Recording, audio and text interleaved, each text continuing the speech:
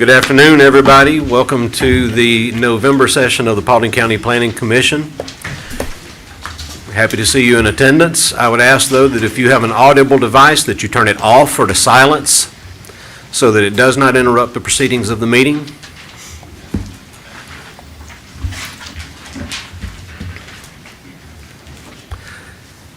First order of business for the Planning Commission is to consider the minutes from the previous session of this body. I would hope everybody's had a chance to review those. If you have any, does the Planning Commission have any comments, edits, concerns regarding those minutes? Hearing none, I will entertain a motion. I make a motion to approve. Okay, I'm going to say I heard a motion to the left of me, Mr. Steele, to approve. In a second, Mr. Aston. All in favor? Motion passes 6-0 and 1.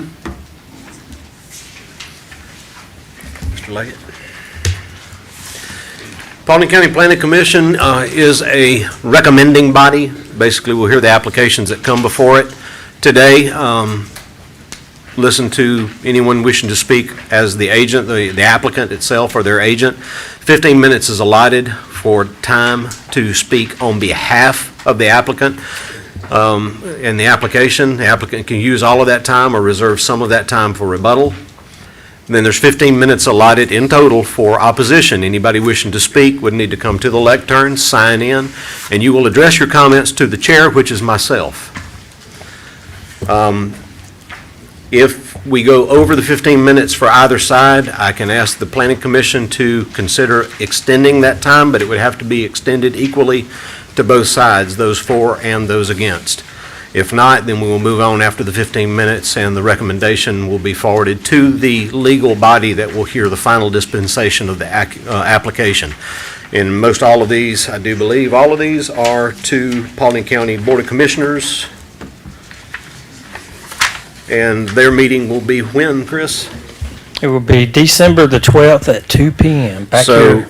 This recommendation, regardless of approval or denial, will go to the Board of Commissioners meeting where it will be heard there on December the 12th at 2 p.m. Applicant must be present just as they must be present today for it to be considered. If you have an interest in it, you would also be recommended to attend that meeting. So at this point, I know we had some changes to the agenda, Chris, based on what was previously listed, if you want to address those. Yes, sir. And good afternoon, everyone. There was two applications. One application was withdrawn by the applicant and title holder of the property. That was a rezoning of 2 acres on Mayfield Road from agricultural to residential. That has been withdrawn. And then the other one, it was 2023-31Z. That application was Artisan Built Communities, where they were doing a rezoning, and that has been forwarded to January for additional staff review and coordination and such with the applicant. All right, thank you very much, sir. At this time, I would ask if first application is ready. If you would introduce that, Mr. Robinson. Okay. First application today, 2023-08 SUP. It's application by Ramona W. Whitfield and others requesting a special use permit on 5.63 acres of R2 Suburban Residential District for the proposed use of an event venue. Property is located in land lot 1055, District 2, Section 3. It's on the east side of Waters Road, south of Nebo Road. It's in Commission Post 3. Staff has recommended approval with 10 listed stipulations. And the applicant is present. And we have not had any noted opposition or concerns on this. I need the applicant to please come around, sign in, state your name, and address your comments to the chair. Can my daughter step up to do this, or does it need to be me? I'm alone. If your daughter is going to act as your agent, I think that would be okay. She has been, thank Sure. you. Where do I stand? At the lectern. Okay.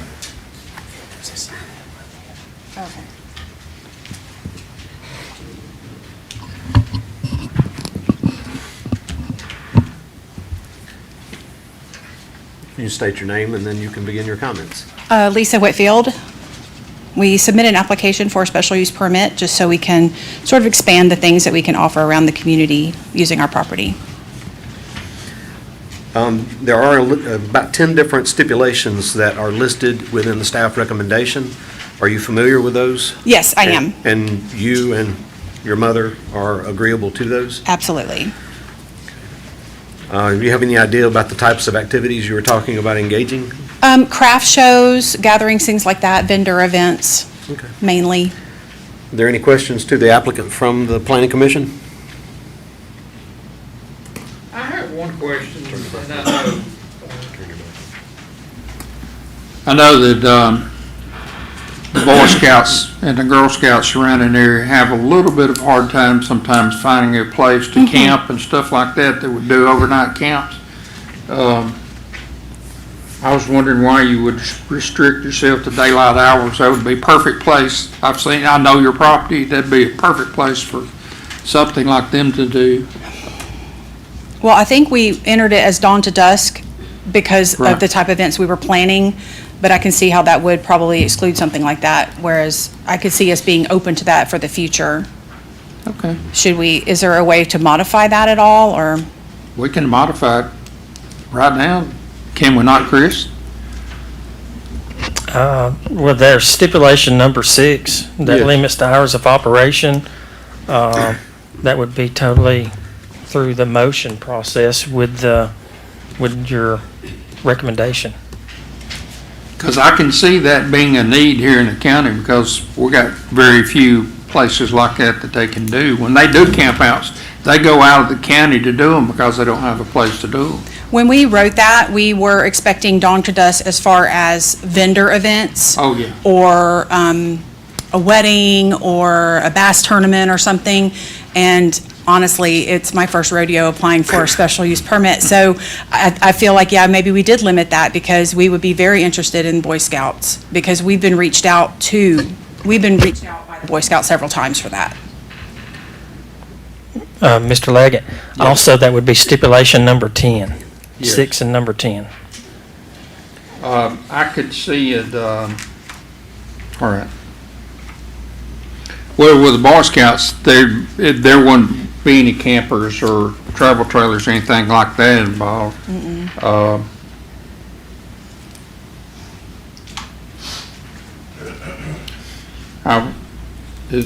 Somebody else may have a question then.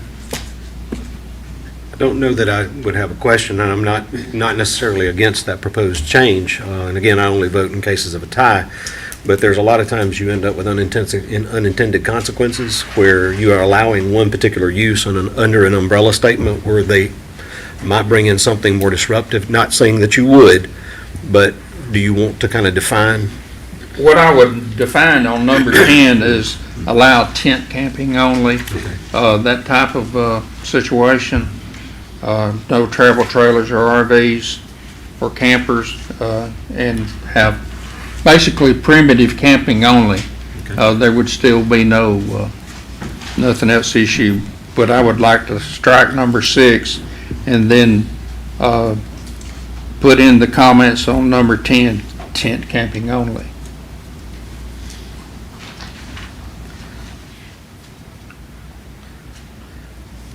Mr. Phillips, is there any concern on what I just stated as far as how that needs to be worded? No concerns based what has been said. Of course, always the risk that it's not going to be the Boy Scouts doing overnight camping. But I also wouldn't want to be identifying a particular group and saying they can't and others can't. It's just something that we may need to tackle later on if there's a problem. Okay. Any other questions from the planning commission? I have a question. Do you have an idea of the type of events you want to hold there that might also have camping? That would honestly be the only one. Okay. And we've been approached by the Boy Scouts in the past because one of my cousins is an Eagle Scout, and they've done stuff like that just on our own thing, not on a large scale in the past. And then when the requirements changed for a special use permit, we're like, oh, we wanted to have a craft show. So we went and met with Mr. Robinson. He said, oh, it's a good thing you did that because now we've got different rules. And it's like, okay, we wanted to cover all our bases. But in our head, we were thinking small weddings, outdoor, very private weddings, bass shows. The VA has gotten with us on stuff, wanting to do like events, like fishing for freedom and things like that, where it's a little bit larger than what we usually use the lake for. So we limited ourselves as requesting for 20 a year, but honestly, it's just like the four of us. And so I doubt that we could do anything close to 20, but that's what we're asking for. Okay, thank you. And that's the perfect place for this type of facility, so.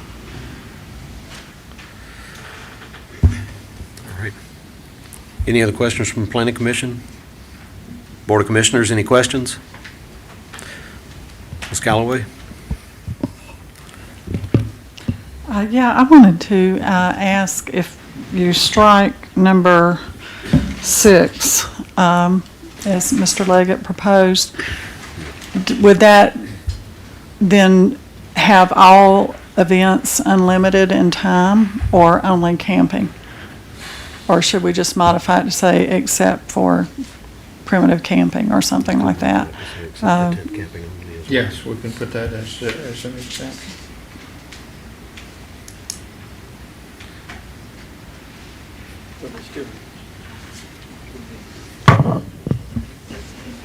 Mr. Chair, if I may clarify one thing that, you know, if 6 is modified so as to allow tent camping only for overnight, and I may be missing what the intention is here.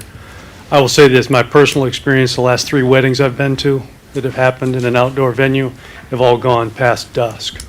You know, not to say that they went on to wee hours of the night, but after sunset, those weddings continued. They were typically an evening wedding. I thought you was gonna say there's camping at the wedding, so.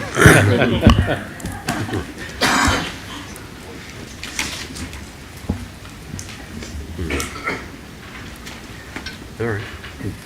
You might want. Planning Commission could take that into consideration and determine if they wanted to extend it from dawn till a certain hour of the evening, if they would prefer to do that, so that you have a long ceremony from whatever it be, a wedding or whatever, you could go to 9 p.m., 10 p.m. or whatever. Obviously, dusk is different from season to season. Absolutely.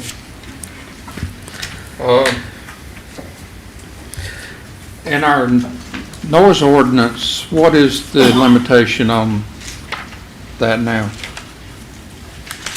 If you give me a minute, I'll take a look. I believe it's 10, but I can be wrong. I was thinking it was 11 It may be. when we originally established it.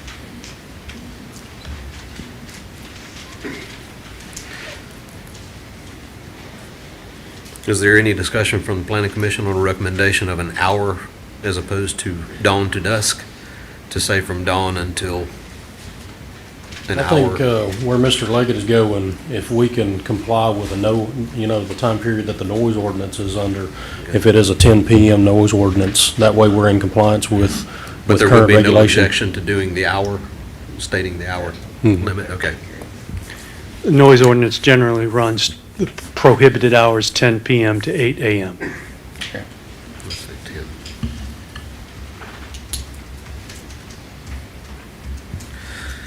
All right, you can consider that when the motion is made. Any further questions from the Board of Commissioners? Didn't want to cut y'all short. All right. Thank you for your time. Thank you. Is there anyone else here wishing to speak on behalf of this application?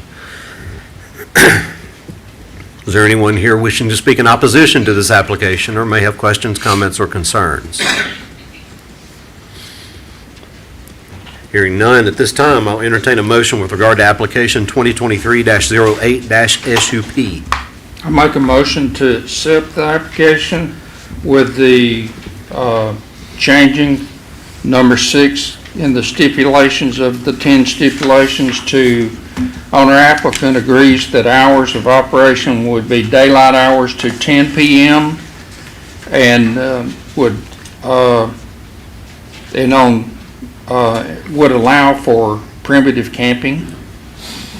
And the number 10 says owner applicant agrees there would be no overnight camping in RVs, travel trailers, or campers, and tent camping is the only exception. All right. So we have a motion from Mr. Leggett approving the application with the 10 listed stipulations with the modifications he notated to item number 6 and item number 10. Is there a second? Second. I have a second from Mr. Aston. All in favor? All opposed? Motion passes 6-0 and 1. Again, this application will be forwarded to the Board of Commissioners meeting on December 12th at 2 p.m. The applicant must be present for it to be considered.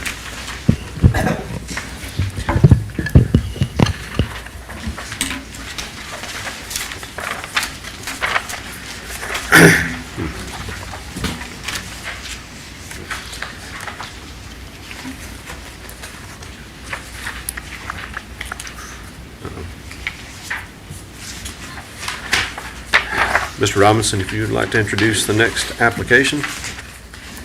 Okay, next application, 2023-23Z, application by Elite Engineering, Walter Hudson, requesting to rezone 60.094 acres from A1 Agricultural District to R2 Suburban Residential District with intent to build a 74-lot single-family residential subdivision.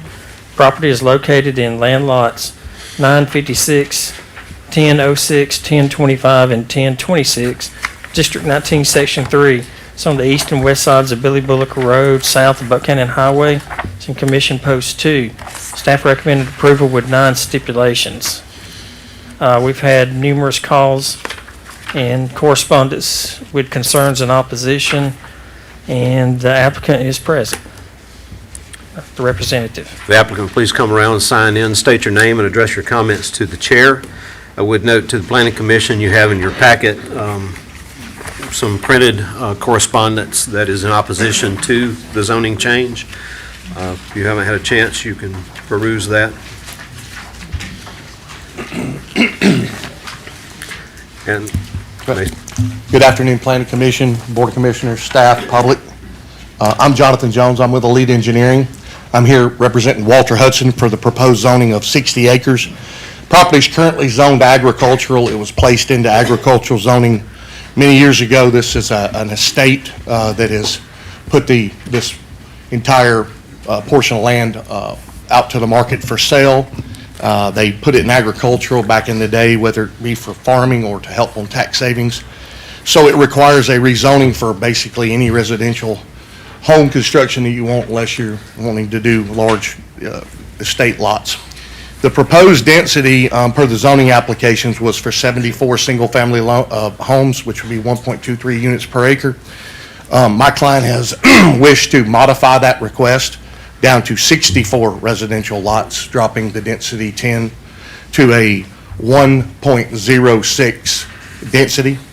And with that, zoning stipulation number 9 read as follows. Owner developer agrees to a minimum residential lot size of 1 acre. The Board of Commissioners may change the zoning classification to R1, residential rural district, to allow for the Unified Development Ordinance, Title II, zoning section 280-50.01.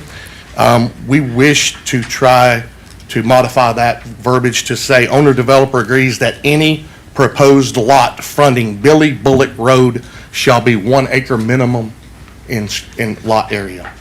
I think that was probably the overall intention from talking with staff and commission, so my client would be eager to meet that request and requirement. The lots that would be proposed and built on Billy Bullock Extension, that road would be completely rebuilt to the S2 standard of 22 foot wide from one end of the property limits to the east. along with the zoning stipulations is quite a bit of land dedication. There's a 40-foot miter that's required through zoning stipulations at Billy Bullock and Buchanan Highway that we agree to. There's a portion of Billy Bullock that will be widened right-of-way wide to 80-foot wide. Currently it's 60 foot in a portion, and then it throttles down to 40 foot. Where it throttles down to 40 foot in front of this development, the right-of-way would be provided so that it meets a 60-foot right-of-way through that area. Billy Bullock extension would also be donated to be a 60-foot right-of-way, of which it's a 30-foot right-of-way at the current condition.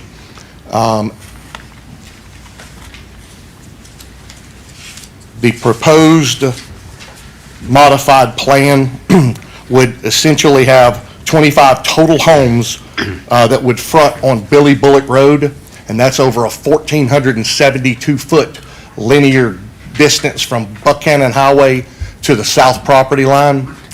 And that's on both sides of the road, so that's basically an average of 12 to 13 houses on each side of the road total. The remainder of the homes would be within the proposed subdivision and on the Billy Bullock extension. The proposed subdivision entry has been also modified so that it comes off of Billy Bullock extension and not directly off of Billy Bullock Road. All of these modifications will ultimately be submitted to the Board of Commissioners prior to the Board of Commissioner approval. This was recently discussed and modified so that time was not in our favor to get it into you guys for review at that time. The project is in conformance with the future land use map and the comprehensive plan. The surrounding properties are all zoned R2.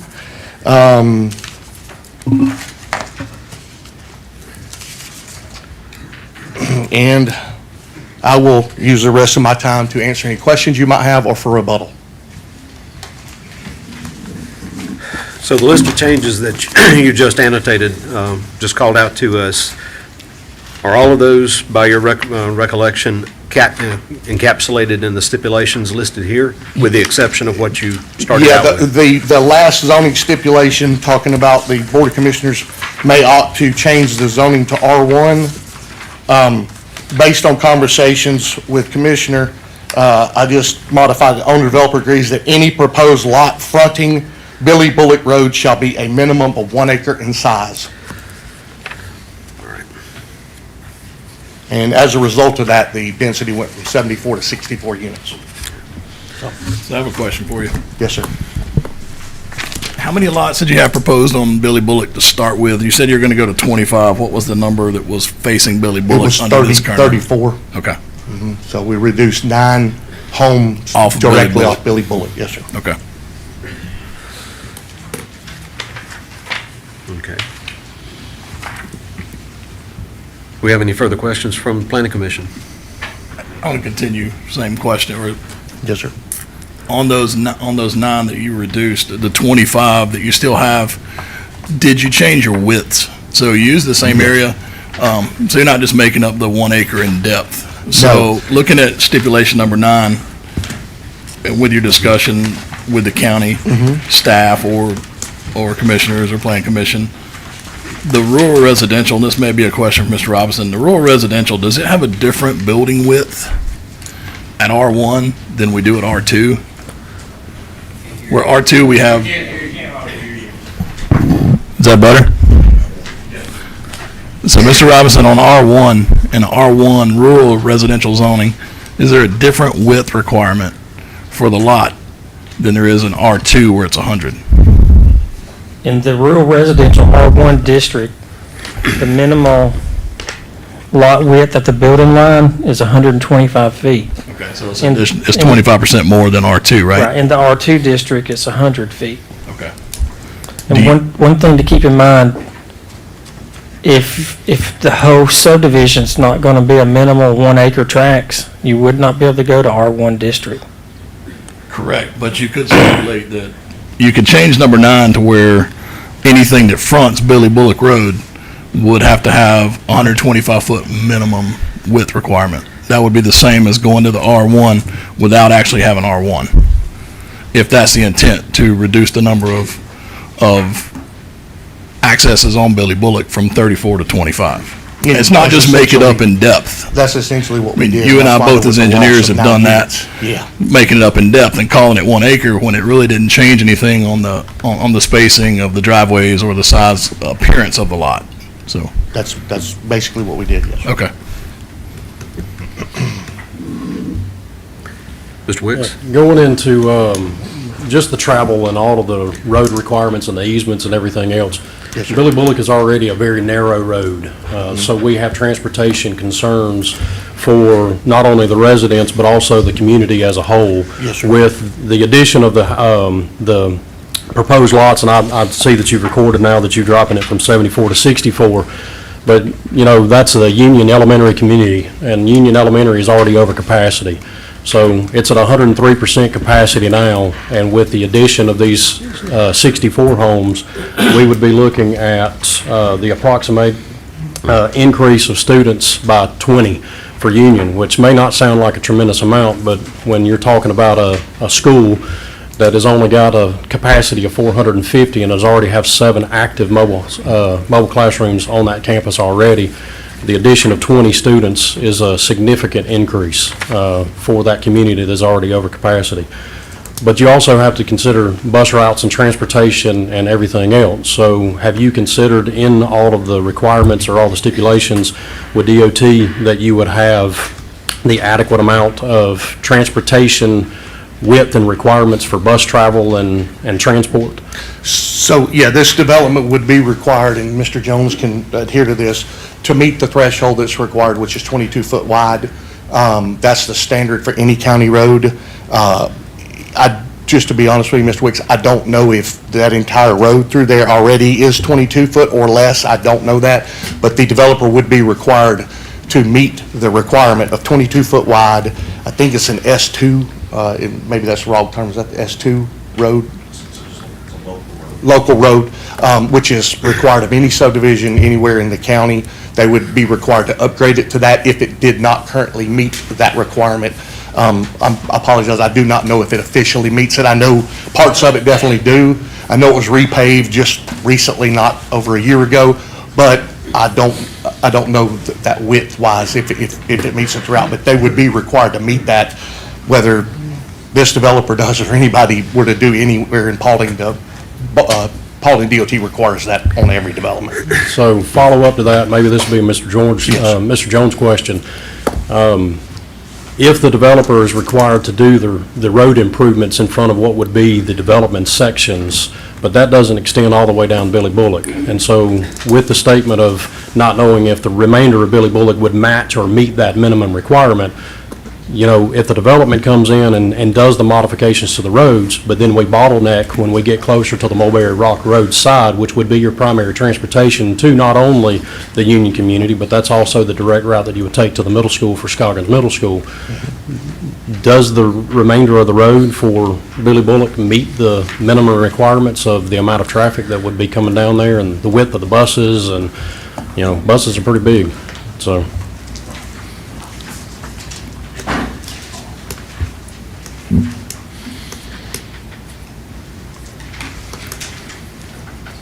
Let me answer the question by saying I think you got 2 sections. You're looking at the section that this development goes from the south property limits up to 120, which is various sections on both sides of the road. Then you're talking about the section from the south property limit back towards Mulberry Rock. Mr. Jones, could you lean into the mic?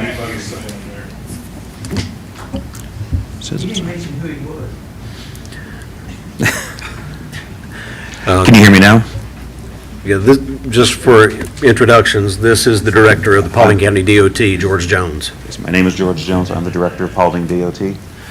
Let me start over again since people can now hear me. Essentially, you're talking about 2 separate sections. You're talking about the proposed rezoning from the south property limits back up to 120, and then you're also talking about the south property limits of the rezoning back towards Mulberry Rock.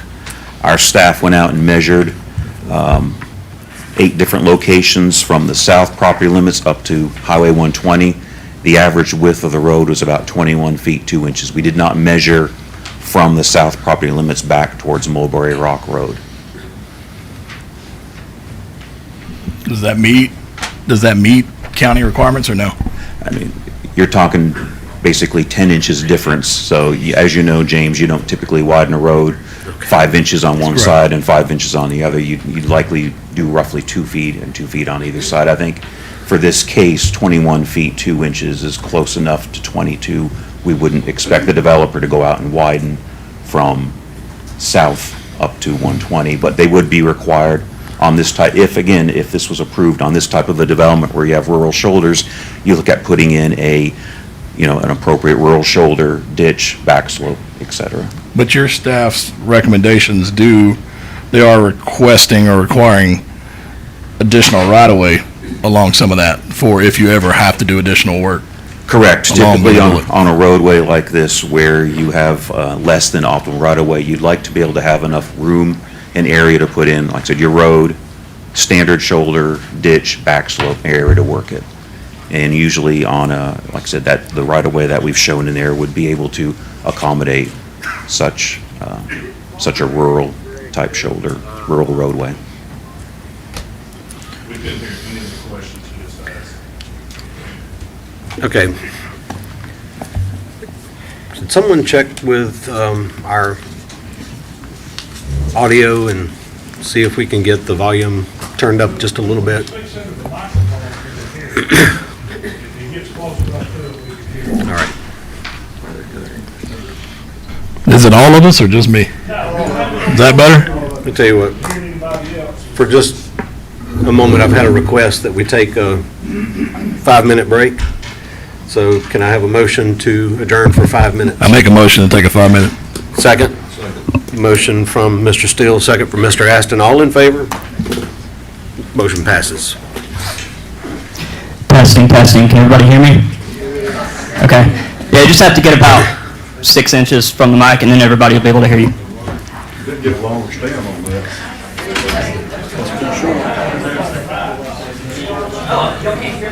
If I had one like this,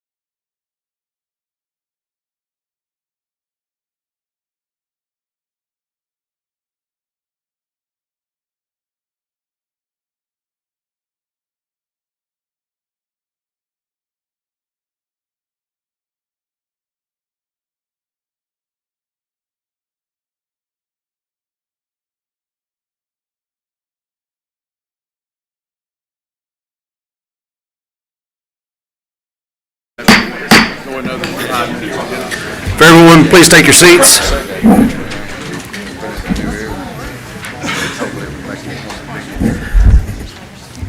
Okay, for the remainder of the meeting, I would ask the Planning Commission and anyone speaking into a microphone get to about 4 inches from it so that the volume can be heard. Believe at the time we had Mr. Jones at the lectern. Did you want to continue with what you were saying, or you said everything you needed to say? All right. Mr. Wicks, I believe the ball was in your court. You were asking questions. Yeah, I just want to make sure that I recap so that make sure I understand. So with the development from the Buchanan Highway down to the end of the proposed development side, everything south of that, Billy Bullock down to Mulberry Rock, that has not been included or measured or any of those areas for any potential impact or for traffic patterns or anything of that nature. Okay. Any other questions to the applicant from the Planning Commission?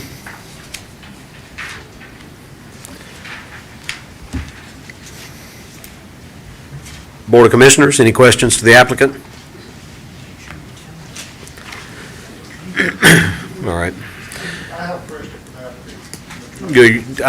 That was from the Planning Commission or the Board of Commissioners. I'm about to get to everyone else. Again, we allot time for those who wish to speak on behalf of the application, and then we allot time to people who wish to speak against the application or may have questions, comments, or concerns. So at this time, with the applicant having taken a seat, he does have some time remaining, but I'm obligated to ask, is there anyone else here that wishes to speak on behalf of the application?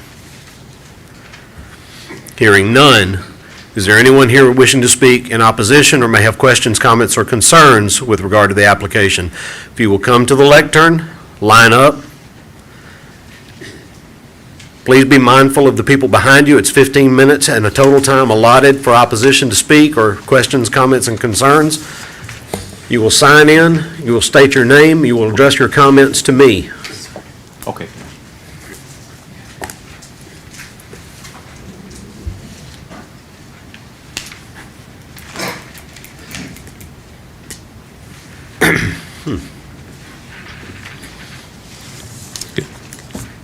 Please. Good afternoon. I'm a resident at Boulder Park over off of Billy Bullock, Okay, what's your name? Lawrence Miller. All right. And I've been in a residence there since January this year, and we did an inspection of our home. We're between two rock quarries, and I have pictures, we're developing cracks in our ceilings and things like nature. And I know you built another subdivision, so I know they're going to have the same issues we probably have. So I was just wondering, have you guys did any type of, have you held the builder any accountable to make sure that what we're experiencing is not going to happen to this new subdivision? So they'll be sitting here like I am today Okay. in a couple of years. Well, is that all the questions that you have, or do you have Well, more? I have more about, that's the biggest. I want to make sure our community is a vibrant community if you guys move forth, which I'd rather you not. But if you do, we need to make sure that we don't have issues where our property values go to nothing because we are sitting on a rock that's a vein of a rock quarry and we're shaking like a salt shaker when we have these blastings, more so than a house that's sitting on top of dirt. We're on the veins of the granite. Well, I do have an answer for that, but I didn't want to short-circuit your time of Okay. asking a question, so if you have additional No, questions. that's it. And what I'll do is I'll just put a placeholder in this right now, and just answer you. The Planning Commission, for everybody's knowledge, is a recommending body only. We take the application and the proposed use for the property, which this proposed use is to build a subdivision, and determine whether or not it is an applicable use at this area. We do not tell them the building codes or the building standards or any of the regulations. We don't tell them what color the picket fence needs to be. It's just whether or not this is an acceptable use for this particular property. If they receive favorable votes from the Board of Commissioners, which this will be forwarded to, assuming that it receives a positive review from the Planning Commission. If it receives a negative review from the Planning Commission, it's still forwarded for their consideration as to what they want to do. But the They will then either approve or deny, and if they do, then the developer still has to go before the professional body of Paulding County, which is their engineers, their inspectors from each department that has a say in what the development must do to meet standards. So that is, what you're asking as far as applying building standards doesn't happen at this level. Okay. That happens at the professional level called plan review. Okay. And that would take place assuming all of this moves forward favorably. And again, I'm saying assuming that it moves forward favorably. It's just a hypothetical. But they would actually have to go through their whole review for the plans, from stormwater to construction standards to roadway build design to intersection improvements. All of that is handled at plan review. Okay, so I should bring my concern to the engineering. You've noted your concerns, and you're welcome to make those known to Mr. Robinson with Paulding County Community Development after the meeting, and he can take note of that and possibly have additional conversation with you going forward. Okay, thank you very much. You're very welcome. If you would please come to the lectern, if you're able, please, and sign in, state your name, and address your comments to the chair.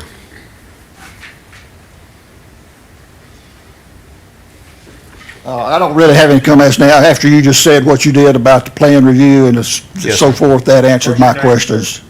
Your name.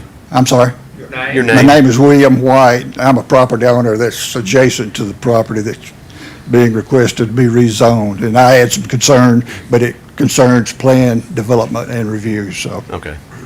Well, thank you, sir.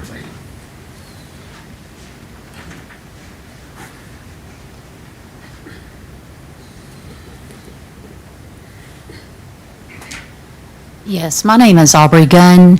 I own the 15 acres that's directly across from the south side of the 7 lots that would be next to the park and all the way down the road. My property is not zoned residential. I'm an agricultural lot with animals and things like that on it, so it's that part of the application is incorrect. You guys have already partially addressed some of the concerns I emailed Sandy about as far as our schools being over capacity, my daughter's bus being late to school every day, having to be excused, missing part of her classes.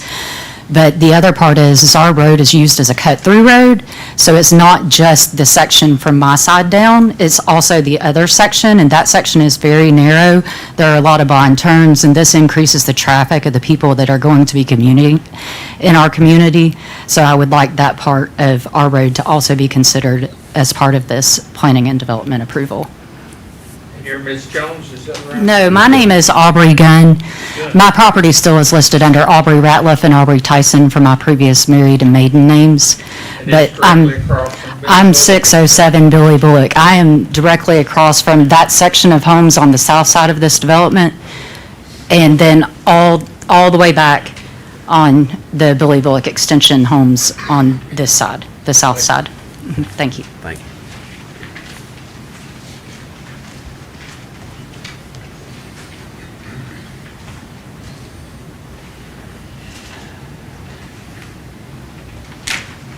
Good afternoon, gentlemen, ladies. My name is Art Abercrombie, and I live at the end of Billy Bullock Road Extension. We've been out there about 40 years. The reason we bought that land out there was because of the privacy and being not being in a subdivision. I don't have anything against anybody that wants to have their own home. That's wonderful. But if the lots on Billy Bullock Road can be sized up to 1 acre per lot, then why can't the ones they put on Billy Bullock Road Extension be 1 acre lots? Everybody's house that's on Billy Bullock Road Extension right now is 3,500 square feet and above. And these homes are going to be much smaller than that. I'm just wondering what that's going to do to our property values as time goes by. So yes, myself and my family and everybody on Billy Bullock Road Extension is completely against this as it's set up right now. If the lots were bigger and the houses were a larger size, would be something we would not have too much opposition against. But as it stands right now, that's going to increase traffic by almost 100% of the traffic that we have on there now. It'll increase it that much on that road. And we've been living on Billy Bullock Road Extension now for, like I said, 40 years, and it's still not paved. It's patched. It looks like a quilt. It has potholes in it, and it's been that way for the past 25 years. We've begged for that to be fixed, and all we get is patches. And after 2 months of rain and cars going up and down it, got the same potholes again. But I would just request that maybe they consider making the lots bigger and the homes a little bigger. Thank you. Thank you, Mr. Abercrombie.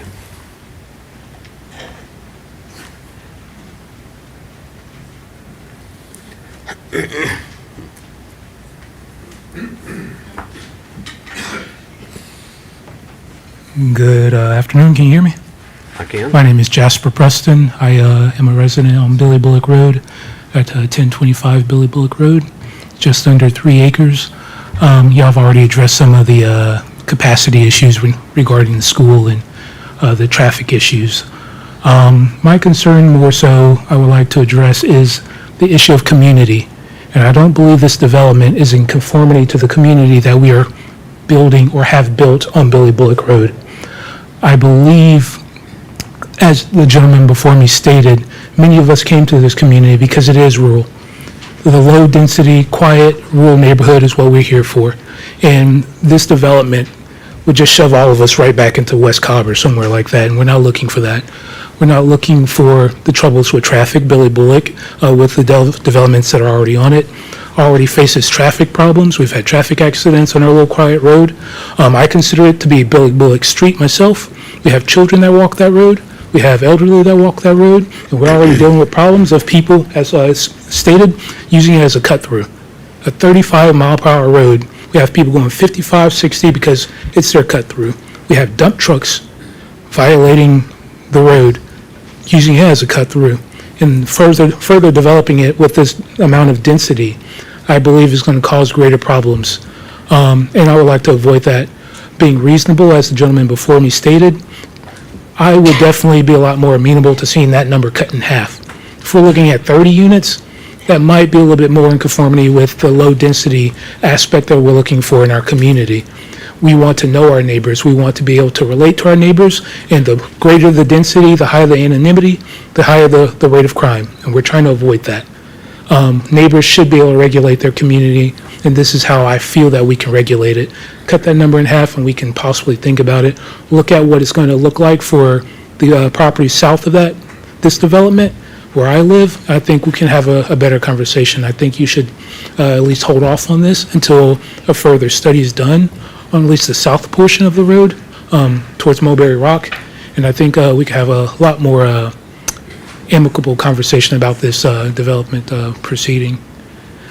That's all I'm willing to say. Not feeling too good, but thank y'all for your work. Thank y'all for your consideration, and have a good one. Thank you, sir.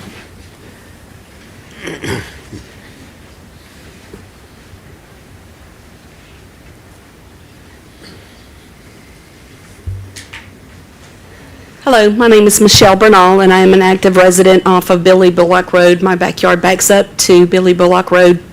Ditto to what of my other neighbors have said about the traffic, the school zoning. I've had kids in the schools over there. It is overcrowded in trailers, as well as parking lots getting in and out of the schools, not only just for Union Elementary, but now for Scoggins Middle School, which is now not so old of a school. But the pickup and drop-off lines are already packed up on Mulberry Rock Road, and they're starting to curve them on Billy Bullock, so I just want to take consideration of that. I did want to bring up the reason and the name of the road, Billy Bullock. Mr. Bullock was a nice, generous man to this county. He donated plenty of property to this county, as well as a lot of the property to the park that butts up on the other side of where the subdivision's going to be built.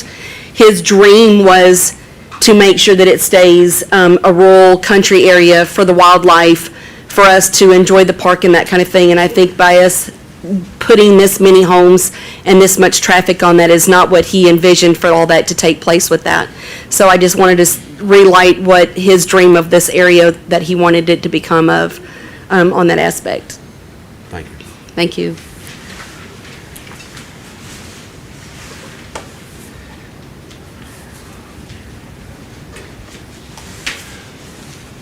Morning, boys. My name's Mike Pope. I've lived in that area for 30-something years. I've lived on 95 Avery Way, in Dallas, Georgia, there off of Haddistone subdivision. They come in there in 2008 and put about 45 homes in front of me, which I have no problem. I knew that land would be eventually developed, and they've got some pretty good neighbors. But the problem is people moving from the city, and they're parking their automobiles on the road, which it cuts the capacity of the road. And the 1 acre lots are wonderful to put them on, but the problem is the people won't park on there. They don't put enough concrete because concrete costs too much now, and they park on the road.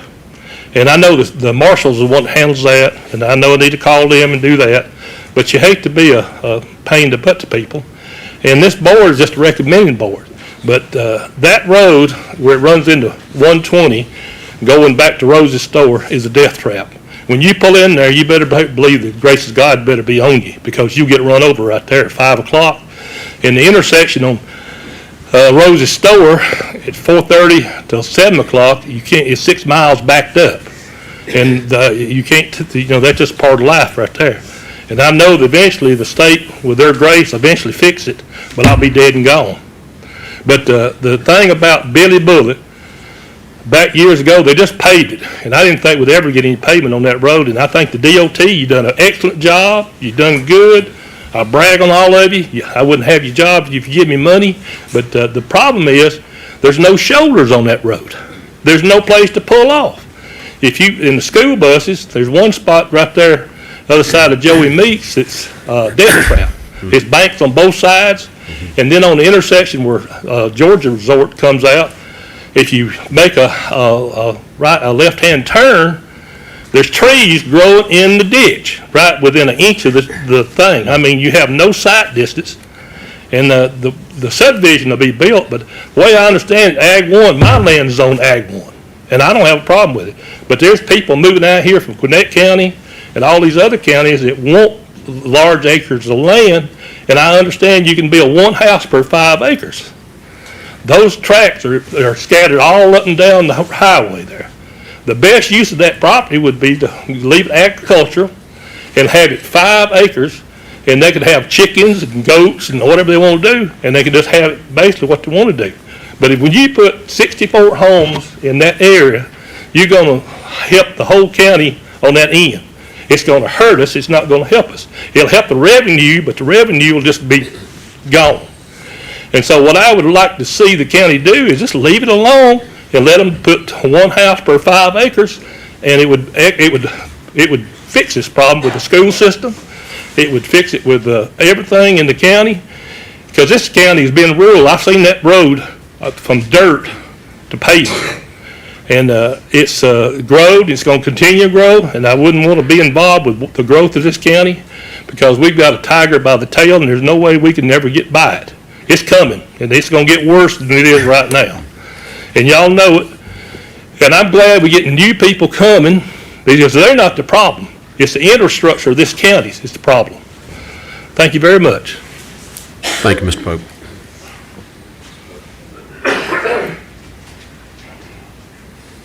Okay, we only have about 2 minutes remaining, so please keep that in mind. Yes, sir. My name's Joshua Michael. I own 248 Billy Bullock Extension. I own property there and lived there 19 years, since 2004. Everything that everyone else has been up here and said, I support 100%. I want to make it personal. On the extension, having been there and made friends with the 5 other folks that are there are 6 wells. All the homes there get their water from drilled wells. The shallowest one is 300 feet. The deepest 495. Even with extreme rain, the wells muddy up. You start grading and changing the property there on the extension, and no one there's going to have water. Thank you. Thank you. Okay, sir, you're going to be the last one, at least at this point. Ladies and gentlemen, my name is David Wiley. I live right off of Buchanan Highway. My property actually connects to Billy Bullock. And I apologize if I seem like I ain't all together, but Joey Meeks was actually going to take this position and try to explain and represent the people of the community. Unfortunately, his wife had a major accident just a few minutes before this meeting. I would ask that everybody would remember them in prayer. We don't know her condition. They said it was a total out. They carried her to the hospital. Joey left here somewhere around 1:20, 1:25.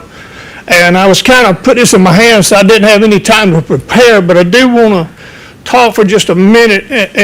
And if y'all just be patient with me, if I say anything that's already been said, please overlook it, because Give me just a moment. We are at the length of time for speaking, so at this point, I have to ask the Planning Commission if you would like to extend time. We can say by 2 minutes, by 5 minutes, but I need someone to make that motion if you're Mr. so Chairman, inclined. I make a motion to extend it 3 minutes. 3 minutes by Mr. Aston, second by Mr. Leggett. All in favor? Motion passes 6-0-1. I apologize for the interruption, but That's I do okay. try to stick to the format here so that That's I'm being okay. fair with everyone. Well, I didn't know we were so restricted on time because I don't hear a lot of stuff. My daughter's back there pointing at me, get up there, so I apologize. That's quite but all right. A few things I want to bring to this board's attention is the fact the road that has already been brought up. And there's been a proposition to be able to fix this road, but this is only partial road that they're wanting fixed. If you move on down to the road a little bit further, somewhere around 1078 to 1025, there's tree stumps within 28 inches of the edge of the road. The road, in some areas, is 21 foot wide. The ditch is within just a couple of feet on both sides, and that's where the DOT line stops. We got the school right down around the corner that they already have 7 modular units to try to accommodate the children here. And by working on DOT property, doing a lot of work, I understand. But if you look back at 120 and Buchanan Highway where it comes in, that intersection right there is very dangerous for anybody pulling a horse trailer, small piece of equipment. That road is not allowed to be able to pull any kind of DOT heavy equipment because it's not safe. You cannot pass 2 school buses on that road in several places because of the curves and because there's no room. We've got pictures of where vehicles are passing each other. They're hitting and busting mirrors. This kind lady back here I just talked to yesterday, Miss Linda, she lives behind the farm. She drives down that bumpy road that's got potholes all the way through it. And I informed her yesterday that the representation of this project is that the people who live back there are happy with this idea simply because they're going to get their road fixed. And her comment to me yesterday was, let me have my bumpy road. That's the comment of the people who live back there. Am I right? Okay. Please direct your conversation to me. Talk to me. Okay. And another thing I'd like to present is the fact that these lots are so small, and we're asking 3 to 5 acres per lot. Also, if you look on every subdivision on that road that's been installed, there is 1 inlet and 1 outlet for every subdivision on that road. We're also asking that each lot that is placed on that piece of property comes in through 1 entrance in and 1 entrance out, because this road is very unsafe. You have to be careful. There's trees real close to the edge of the road. Most of you have been around here a long time. Y'all have been out there. Y'all have seen it. We want to see the farm kept as much intact, but we can't stop growth. I mean, I do development myself, and I understand that. I understand what DOT requires as far as the roads. That road, Billy Bullock, is not today's standards to be able to approve something like this. We ask y'all to please take this in consideration. I don't mean to drag this thing out, guys, but I want y'all to understand what we see from our point of views is it's unsafe. And that's the number one thing, anything else, is it's unsafe. Thank you very much, sir, for your concerns. Sir? Thank you for your concerns. We're at the end of that time now, so. Thank you. I appreciate your comments.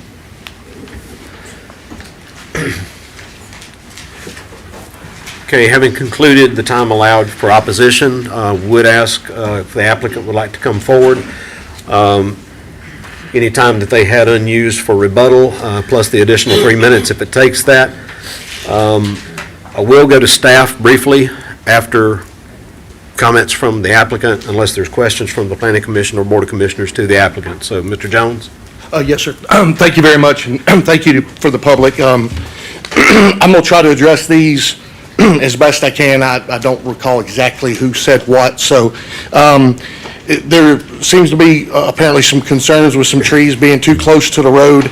I can say that for every lot that is in front, or every portion of the road that's in front of these lots will have to meet the requirements for the shoulder. That shoulder will eliminate virtually anything inside the right-of-way because we'll have to put back the shoulder, the ditch, and everything else. So I can't vouch for what might happen for portions of the property that are not in front of these lots, and I can't talk for anything that's south of this development.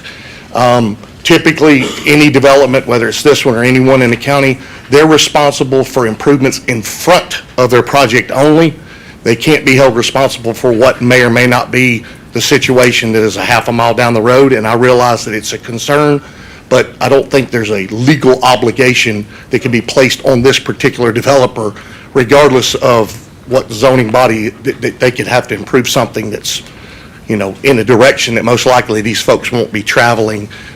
These people probably, for the most part, unless they are taking their kids to school, be hitting Buchanan Highway, or at least I would. The people who've owned this land have owned it for a long, long time. They've maintained it, they pay taxes on it, and they're ready to sell and reap the benefits to their family just like anybody else would.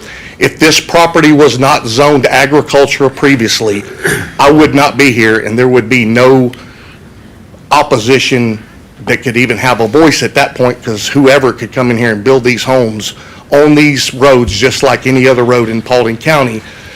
So I do want to make it a note that because this is a zoning requirement, that's what has opened up Pandora's a box. And my client is absolutely amenable to try to help facilitate anything that will benefit the people. So if 1 acre lots on Billy Bullock is something that the commission and staff and everyone wants, then my client would be amenable to that. There's not a large quantity of lots that are actually on Billy Bullock extension, but he would be amenable to modifying the layout to accommodate 1 acre minimums on Billy Bullock extension if that makes a huge difference in the eyes of the commission or the planning commissioners. There'll also be a requirement for water extension to happen down Billy Bullock extension. Now, I don't know if the 4 or 5 homes, I think was said, is at the end of Billy Bullock wants to tie on to water, but water will be brought to and provided for their tie-in if they so desire to be a participant of the water system. The improvements of Billy Bullock Road is probably in excess of $170,000, and the donation of right-of-way as a requirement of this proposed zoning is almost 2 acres of land. I don't know what he's paying for the land, but I'm sure it's at least $30,000 an acre, so you're talking $60,000 additional dollars that they would be basically donating for the approval of said project. This is a recommending body based on what is the best use of this property. I know the residents out there, many of them believe that agricultural and cows and stuff is the best use, and I respect their opinion. This particular developer feels like residential home construction. That's the way he feeds his family. That's the way he makes his money. That's his desire and intent. We just ask that you be considerate in defining what is the actual best use for this property, taking into consideration the future land use map, the comprehensive plan, and developments that are very similar in the area to this project. I do hate to hear that about Joey Meeks. Joey Meeks is a great man. He's a great mentor to this community, and I do ask that anybody pray for his wife and family. Hopefully, that is not a major negative for their family at this time of holidays. I'll be happy to answer any additional questions or anything you might need from me. You had several comments being made during the course of the opposition or people who had questions about the development, talking about increasing the lot size from the 1 acre, and I know that that has to be something that the applicant would be willing to consider beyond a 1 acre minimum. I've had them mention 3 acres, haven't been mentioned 5 acres. Is there any amenability to that, or does that become? So I'll give you an example of the geometry. If you come in off off of Buchanan Highway, the piece on the right is 7.3 acres. The max you would get there at current zoning is 1 lot. If you split it in 2, that's 2 lots. Across the street is 8.4 acres. The most you would get there most likely is 3 lots. It makes it to where, whether it's this developer or any developer in Metro Atlanta, they will not be able to purchase this property from this family at the asking value or even close to the asking value if this goes from a 60 or 64 unit development down to a 12 unit development. So, although, I'll offer that. the fact is, the company's been for sale for 2 years and nobody's bought it, so that's another thing that could be representative is if it was to be bought, it could have been bought, frankly. Nevertheless, this is what my client would like to propose being done. I feel personally he has increased the lot size on Billy Bullock. He has now increased the lot size on Billy Bullock Extension. He has donated right-of-way according to zoning stipulation. He's going to improve and bring water to this area. He's going to improve Billy Bullock Extension. So that's probably the limits of his ability at this point financially, or the project will not be viable to proceed. Mr. Steele, you had a question? Yeah, Mr. Jones, I got one question. Yes, sir. Back to number 9 on the stipulation, looking at the R1 rural residential zoning request there, have you guys or your firm, have y'all done any layouts at that 1 acre minimum for all the property? Not for the internal subdivision. Okay, so you went from 74 to 64. I was just curious, I know your density went to 1.06, but just curious if you had done anything preliminary. I have not done the internal subdivision, which is, I think, 24 residential lots. My guess is it would go down to 18. I mean, you've been in the business too. I'm not going to say that he wouldn't be amenable to a complete 1 acre across the board, but I do know that a reduction from 74 down to 55 is probably financially going to kill the project. And and these folks, like I said, they've owned the land, paid tax. It's not like somebody bought this land last week, it's flipping it. These people have owned this land a long time, paying a lot of taxes over a lot of years. They're just trying to reap to sell it for the estate of the family. James, any further questions?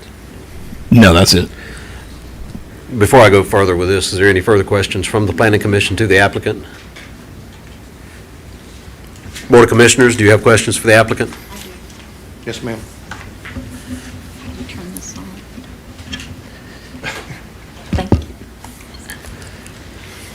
So in 2015, there was a traffic study done, and there was 500 trips per day. We haven't had a traffic study since 2015, so I imagine it's probably doubled or more. What are there any plans at all to help with this traffic that's going to be in addition to what's already there? Because I've been down that road many times, and there's a lot of traffic on that road despite what a lot of people think. Yes, It is a small road, but there's a lot of traffic on there, and you've got to watch and be very careful. Yes, ma'am. The requirements that we've been placed or put forth in front of us is that it meets the requirements for a standard local residential road. Obviously, Billy Bullock Extension will be improved to meet such. I know that according to the zoning steps, we've donated miters out at Billy Bullock and 120 so that the radius could be widened in the future if so desired. I know that we've got additional dedication of miter at the intersection of Billy Bullock and Billy Bullock Extension to help with that radius.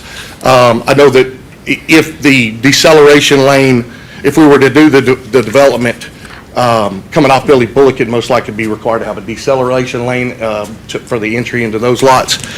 As it relates to, left turns and widening, that would be a George Jones question, but I personally don't think that the number of units would warrant that kind of improvement, just to be frank with you. And I don't know that that would necessarily help that much, because you're talking about 15 houses being on one side of the road and 40 on the other side of the road. It's not like it's a 200 or 300 unit subdivision that's coming in and out. Not to say that there's not excessive traffic out there. I'm not arguing that fact. I know that Al's Store's got the roundabout company, and I go through there twice a day, so I know it. Hopefully, Mr. Pope made a great point. It hopefully will improve that area for sure. But there's no other proposals that I'm aware of that we would need to do. I do think that there is ultimately plans for Mulberry Rock Park to be expanded with an entry onto Billy Bullock. Don't know that for sure. That's hearsay. Staff may or may not be able to elaborate on that. At that point, I would guess there would probably be a left turn built at that particular time. And I don't know, maybe there could be some development agreement to where Mr. Hudson could pitch into a fund so that later on, when that improvement comes, it could potentially help everybody. Just me talking out loud. I was also under the impression that all the lots in this subdivision were going to be 1 acre. I'm not sure. I could have swore I read it in here somewhere. I know your zoning stipulation did say that you have the desirability to change it to an R1 zoning. Our proposal was, let us do 1 acre lots on Billy Bullock, internal to Billy Bullock, where Mr. Hudson's going to spend a lot of money fixing up Billy Bullock Extension, bringing the water down, donating right away, and actually developing the internal subdivision. Let it be a standard R2 subdivision. Since then, Mr. Hudson's conceded that anything that touched Billy Bullock Extension would be 1 acre. That leaves basically 24 single-family houses that would be on a standard infrastructure road like any other road in the county. That's what Mr. Still was asking. Did we evaluate those lots also being 1 acre? To be truthful with you, I have not. The good thing about y'all having a separation between the two deciding parties is that does give me the opportunity to modify it, talk to my client, and present something that may be more amenable to the commission and to the public that potentially could keep this project viable so that my client could progress and the people who's on this land could sell it.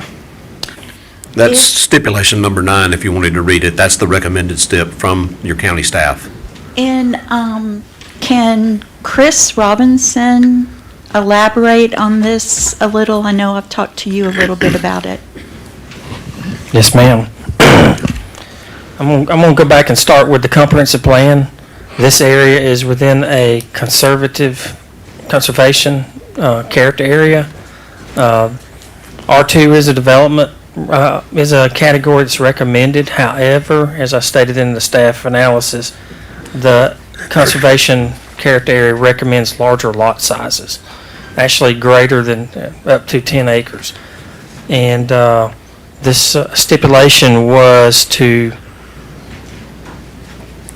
push the development to a larger lot size than what was proposed, to be a little more compatible to adjoining properties, which in most cases are 7, 8, 9, 50, 30, to larger lots.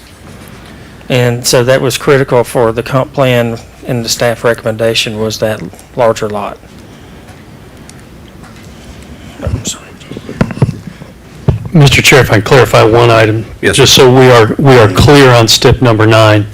The first sentence of stip 9 reads, owner-developer agrees to a minimum residential lot size of 1 acre. When Mr. Jones had presented to you all, he's asked that, he said that the owner-developer would be agreeable to a minimum 1 acre lot size on Billy Bullock Road and on Billy Bullock Extension, but not as to others. So just to be clear, 9 says that the owner-developer agrees to a minimum lot size of all of them. That is not accurate. And I would just ask you to take that into consideration to the extent there's a motion on this. May I ask a question, Mr. Phillips? Yes. While you have the mic. So if it failed for a motion, or if it failed for the zoning, the remainder of that statement said the board, under Title II zoning, Section 280-5001, could change it to R1 rural residential. That's correct. Under the new UDO, there is that authority. Since they don't have an idea if that works for them, if this were to fail or not pass, does that keep the owner of the property from being able to seek rezoning to go to an R1 to maybe someone else who may want to do it? Just looking to try to keep it from failing if they want to go back and look and see if the R1 works to get bigger lots for the development. Could I fit here? He may moot this question out. My client would withdraw in the event that it wouldn't be approved on behalf. He would not hurt that family. I could go vouch that he would remove this so that there wouldn't be a 1-year delay on the denial. And I believe what he's referring to is if there's a recommendation from the Planning Commission to deny, I suspect that he will withdraw his application prior to the Board of Commissioners voting upon it. Okay, that answers my question for my thinking. Thank you.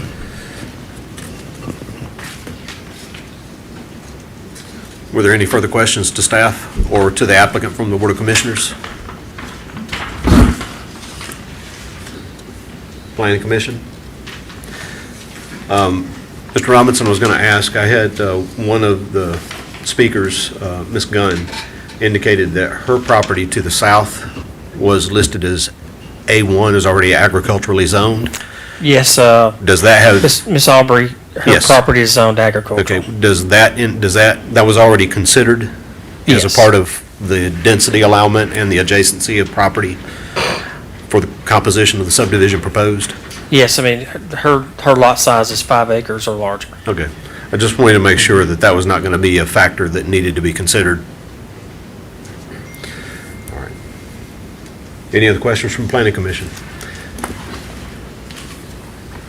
At this time, you can take your seat. Can I make one last statement? Do I have time? Yes, make it brief. Just a reminder that anything that's not zoned agriculture out there right now, they can come in and do R2 zoning all day long, build houses, and this just happens to apply for this property because it's zoned agricultural. Thank you. This time, we'll entertain a motion with regard to application 2023-23-Z. Again, you have 9 listed stipulations. We've had a lot of conversation with regard to whether or not it is compliant with comprehensive future land use plan and all of that, and whether this is an appropriate development in the area that it's being required or requested. There's a stipulation number 9 that there's been discussion about applying the 1 acre standard from the applicant to just the lots fronting Billy Bullock Road, and I think then extended that to Billy Bullock Extension. So consider that when you're making your motion, or whether or not you're just going to leave number 9 as it stands. With what Mr. Phillips stated was that the owner developer agrees to a minimum residential lot size. I guess we would need to strike that sentence, would we not? And just state that the board has the... If I've heard everyone correctly, I believe if there's an inclination on number 9, you would simply say, if there's a motion to approve, it's a motion to approve with 8 steps, and an additional stipulation being number 9 to require 1 acre minimum lot sizes. Not implying that they agreed to it. Correct. Or you can consider what the applicant stated as far as the amendment to it, to include only lots fronting Billy Bullock Road or Billy Bullock Extension. And again, not trying to direct your motion in any particular way, just consider all of that as you construct your motion. Ready? I'm ready. I make a motion to deny on the basis of the school already being overcrowded with the trailers. We have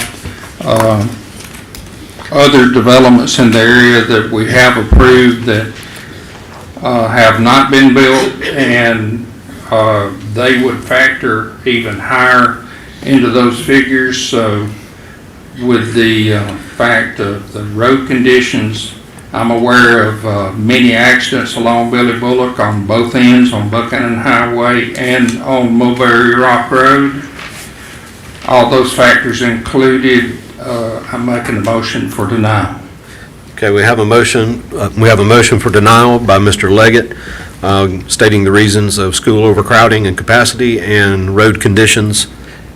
Did I capture all that for you? Yes. Okay. Is there a second with regard to the motion to deny? There's a second. Second from Mr. Wicks. All in favor of denial? All opposed? Motion passes 5, 1, and 1. Backward math, y'all. So the application has been denied. Mr. Phillips, at this point, does that end action on this, or wait for them to determine what they want to do as far as it going before the board? Yeah, right now it'll go to the Board of Commissioners at its next meeting with the denial recommendation. If And the that would be- applicant wants to do anything in the interim, that's up to the applicant. All right, so that would be on December 12th at 2 o'clock. Applicant would have to be present for it to be considered. Anybody having an interest would also need to be there. That concludes application 2023-23-Z. Realize not everybody is here for the remainder of the schedule, so if you would like to leave at this time, I'll give you a moment to do so, but please do so quickly and safely. Thank you. Thank you.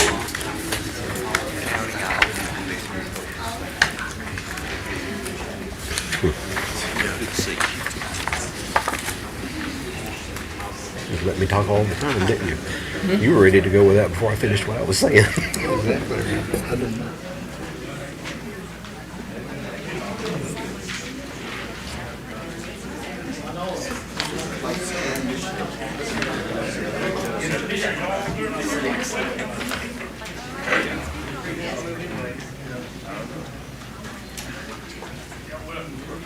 They increased it to 5 acres.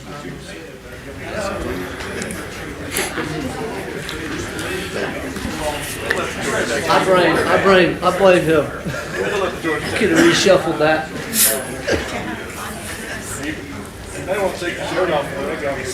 I like that shirt.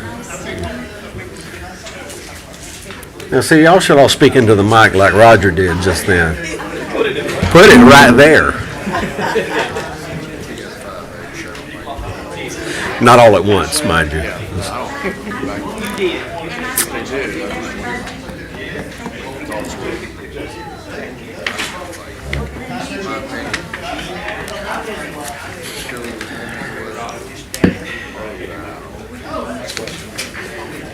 Ready to roll on, y'all. Come on.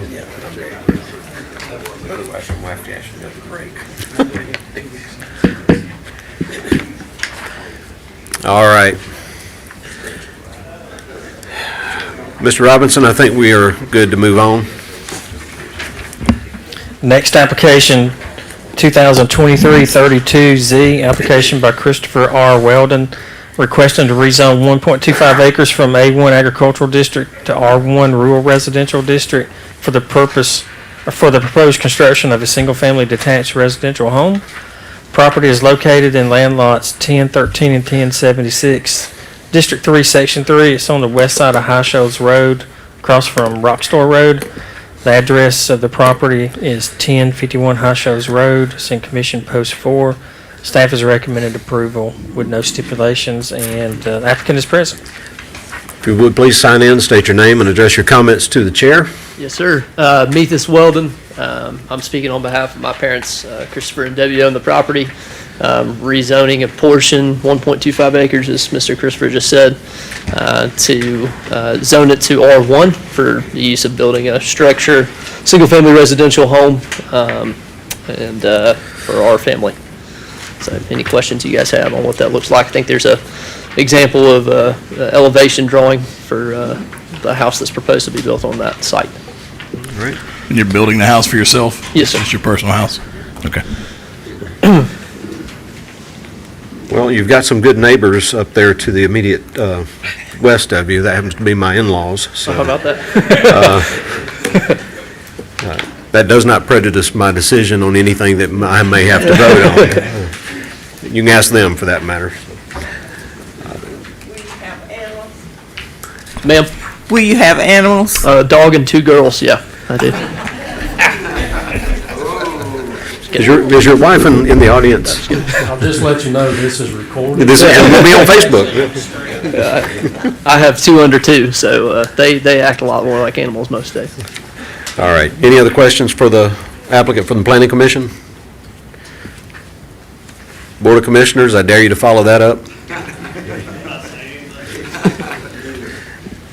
Thank you for your time, sir. Thank you. Anybody else wish to speak on behalf of this application? Anyone here wishes to speak in opposition to this application or may have questions, comments, or concerns? Since my in-laws are not in attendance, I guess we're good to go on that. Entertain a motion on application 2023-32-Z. I make a motion to approve. Motion to approve by Mr. Steele, second by Ms. Fitzgerald. All in favor? Motion passes 6-0 and 1. Again, this will be forwarded to the Board of Commissioners for their consideration on December the 12th at 2 o'clock. Applicant must be present for it to be considered.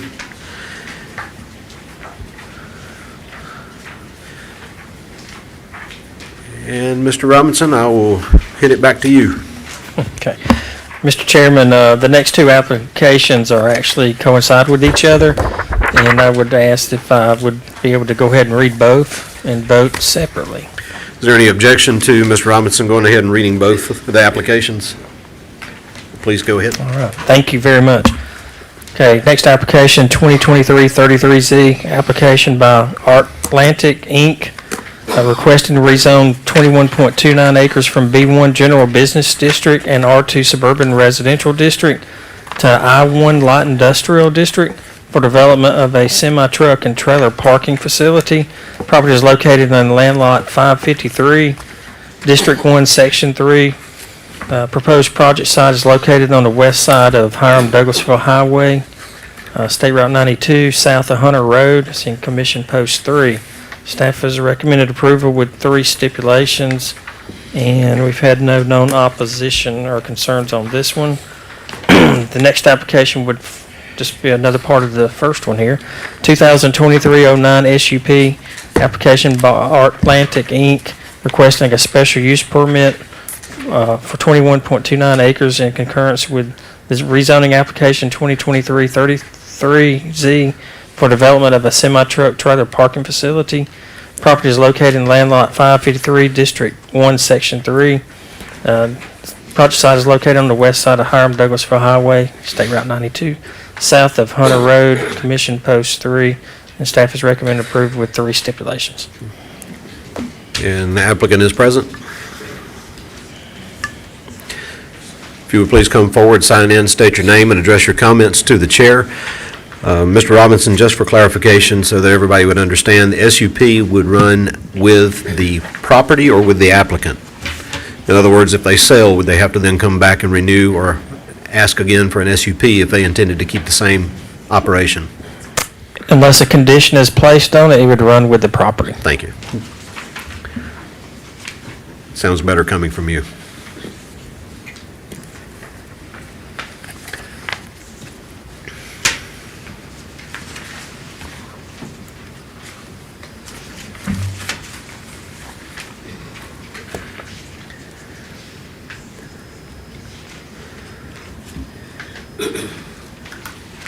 Thank you, gentlemen. My name is Barry Kamak. I'm part of the ownership here. Make an apology for my strange accent. I've been practicing my American accent for 43 years, and you can see it's been a dismal failure. But I'm originally from down under, so. We purchased this land 20 plus years ago, I'm sorry, am I too far away? 20-plus years ago, and we had the idea at the time of purchasing it of maybe making it into a residential subdivision. However, there's several very severe encumbrances on taking that approach. And in the meantime, there has been development around the property of industrial immediately across the highway, and beside us a truck repair and trailer repair establishment. And it came to us at that time that there was significant demand for somewhere to park trailers, which are not allowed to be parked on a property that is repairing them once they are repaired, once the truck has been repaired or the trailer has been repaired. So we felt that there was an opportunity here to put the development of the trailer parking back off the road sufficiently and to build a sufficient landscape enhancement so as to protect visually from the highway the parked trailers. And we have attempted to do that in the design that we have. If I could walk up to my board here a little bit, I'll try and speak loud. This would be a treed boulevard, and there would be electronic gates at this point. So if someone was coming to leave a trailer here, they would have to come up to the gates, which would be quite enough distance off the Hiram-Dallas Highway, and then once getting through the gates, which will be electronically controlled, and they would have to either have similar to a credit card or a number that they would be given to put into the gate, and that would be the gate stand here, and then come in, and then they would park somewhere on these two sides. We're going to be very careful to have significant planting here at the end of this boulevard, and then make this like a treed alleyway, treed lane. We've heard quite a bit today, very impressively, about how people like the country feel and the country area. We would like to have that kind of sentiment as you come up here. This is this area is owned by a gentleman, I think he's here. Yes, he repairs trucks and repairs trailers and repairs some heavy machinery in here. So he would be screened with this planting. This planting is a little bit higher than this property, but you still would not see anything parked behind it. And the same with this shielding area here. And then we were going to plant lower trees along the front here. The idea, one of the ideas is that for future development, we would keep this portion here. And what that development, how it would be perceived and developed, we're not sure. There's no immediate plan on that. But in the meantime, of course, we'd preserve it as an open area. This is basically, this bridge here is where the county, that line is, see, Dallas County and then Paulding County. So the main access to this property would be from I-20, which according to the numbers we have been given and to directives that we've received from commercial realtors, that's where the great bulk of the traffic would come, and they would of course turn in here basically after they cross the Paulding line.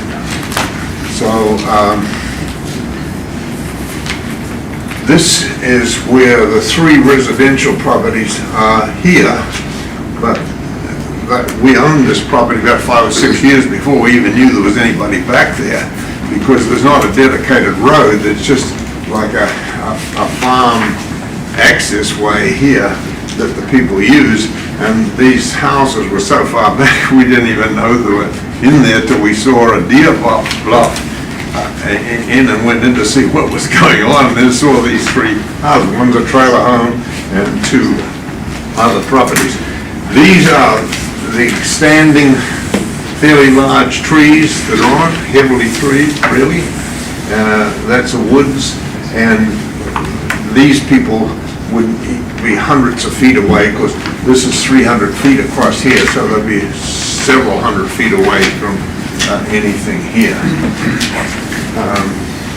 If anybody has got any questions, the recommendations that this county plan has made, we are very agreeable with.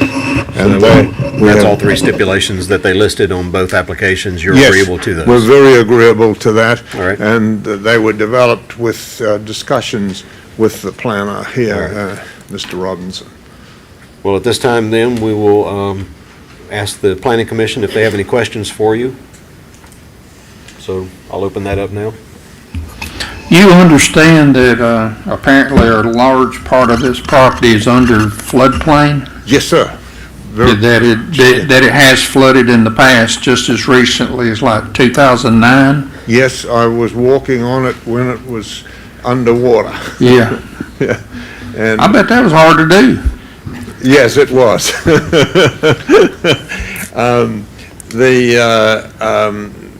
Part of our development plan is this, excuse me again, this slopes like this, so we would have to excavate quite a bit of material here, and the idea would be to put it back down here and in here, because this is the floodplain line here. And my discussions with the civil engineer and so forth that drew the survey is that this has to be mitigated on a one-to-one basis, and his volume calculations on the dirt and the water capacity of this area to carry flood waters has to be maintained. And my thought is, in view of this gentleman's question, is that I'd like to increase that height of this here that would be less susceptible to flood. Now, these are going to be just trailers. There's not going to be any trucks, no people staying on the property, things like that. It's strictly going to be trailer parking is what you want to do? Strictly parking, and if trucks are left on the site, strictly no occupation of them, no sleeping. Now, we were thinking, in terms of discussions with similar kinds of properties, we would like to put a bathroom, and we would like to put a shaded area for somebody to sit outside and have a lunch sandwich or something like that, because there is a tendency to have litter thrown around if there isn't some appreciation. The other thing is, with no bathroom, when somebody comes in after driving some significant long distance to get here, and then has no way of using a bathroom, and we all know what they might do around the back of their trailer, we want to have a proper bathroom where, you know, there's a clean and decent facility. And I think improving the quality of life for those truckers also improves the safety that they... But those truckers would be dropping their trailers and leaving, right? Yes. They would not be staying on the property. Yes, although the amount that they stay on the property would be if they bring in a full trailer and it gets loaded from that trailer onto some smaller truck that would actually deliver it to various sites. I'm told some of the clients are like the dollar store and so forth like that park the trailer with goods in it and come by and get the goods. but they're basically statically parked. And they're not, the cabs and so forth of the trucks are not being slept in or allowed to sleep in. Okay, thank you. Any other questions to the applicant? Planning Commission? Board of Commissioners? Yes, I've got one. Mr. Kamick, how many, it's hard to tell from the diagram, how many tractors or how many trucks and trailers would that hold? It looks like it's about 50 or more. It's 90. 90? Yes. I drew it to hold 90, which I'm told is a sort of a threshold between some of the bigger trucking companies wanting to park. It sounds like a huge number to me, but I'm told that that's a sort of a threshold number that these big trucking companies are looking for. Thank you. But, so that I drew it with that 90 in mind. Any other questions from Board of Commissioners? I had another question. Oh, there you go. Okay, now it's on. So I have a question for George with the DOT. This is on 92, which of course will be a divided highway at that point. Is there going to be a break in the pavement there and a light and so on? And would trucks be able, would that be sufficient for trucks to be able to make a left turn back out to I-20?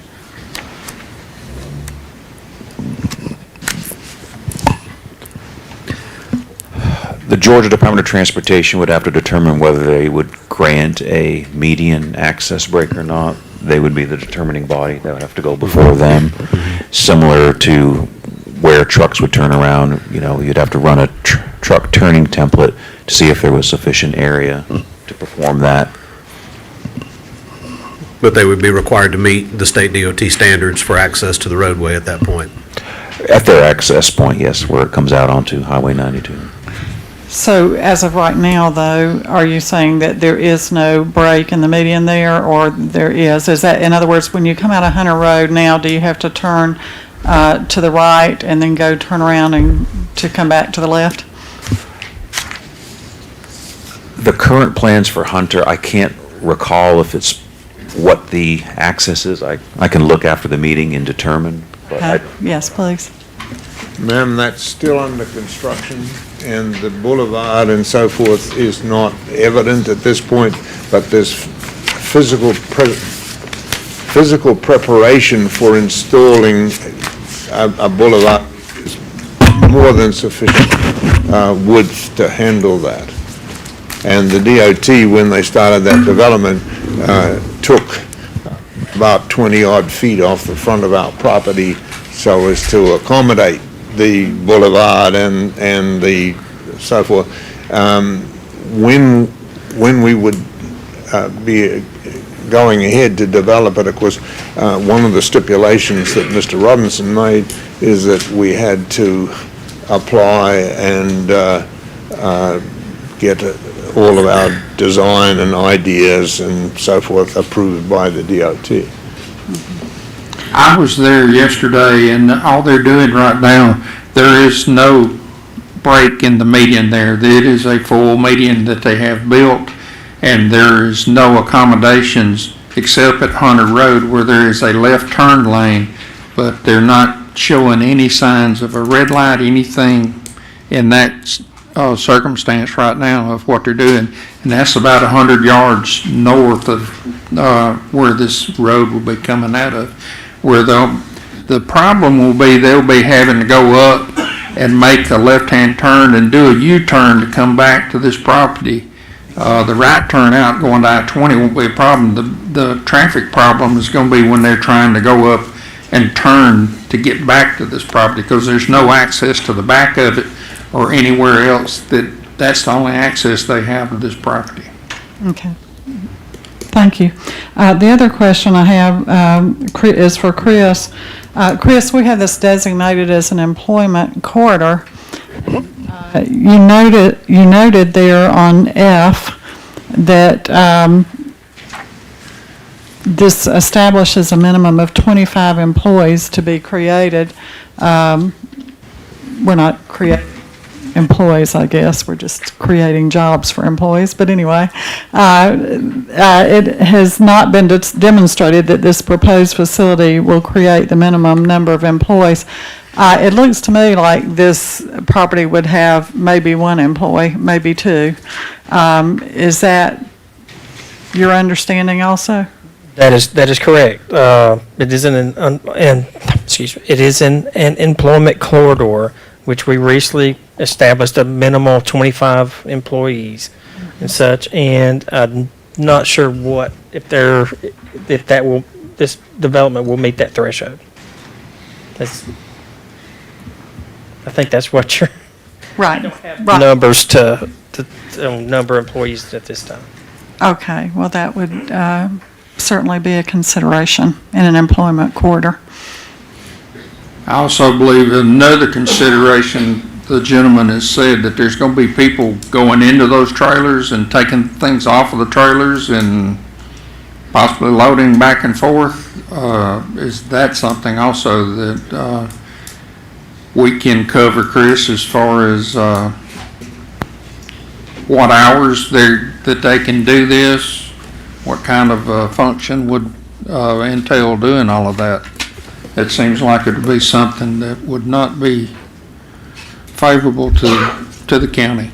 Well, I was going to ask for some clarification in that as well, because I don't, kind of alludes back to the commissioner as well. You know, you've got in here that you've got supervising personnel that would be present during periods of the day to ensure the facilities. So mine's kind of like a two-part clarification. You've got trucks that are coming in at whatever time that are, you know, bringing a full trailer or a non-full trailer, but you're going to have facilities, which we're very appreciative of being able to get someone a restroom when they need to use the restroom. But how are you going to monitor? Is that one employee going to be there all the time to monitor? Because if you got a truck coming in at 8, 9, 10 o'clock at night, and then you've got a bathroom, you got a restroom, you got a place for them to eat, what prevents them from staying in that truck overnight? And are you going to have somebody that's kind of like a security guard that's kind of monitoring that?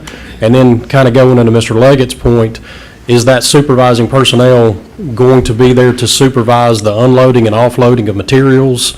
Because I don't know if I missed it or not, but I don't remember reading in here the unloading and offloading of materials possibility inside of this. So could you kind of clarify the intent?